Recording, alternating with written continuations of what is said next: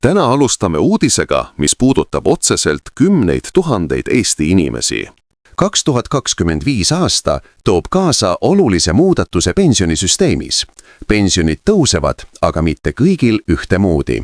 Uued arvutused, uued tingimused ja mõned üllatused, mis võivad mõjutada iga pensionäri rahakotti.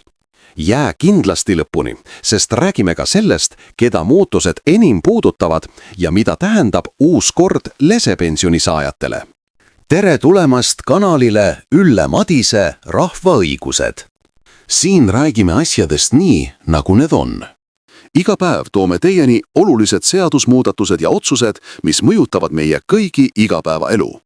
Kui soovid teada, kuidas seadused tegelikult sinu rahakotti, õigusi või toetusi puudutavad, siis oled õiges kohas.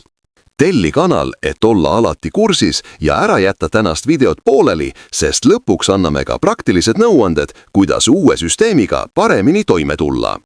Alustame kõige olulisemast.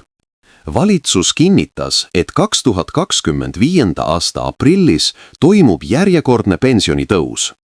Keskmine vanaduspension tõuseb liigkaudu 7,8%. See tähendab,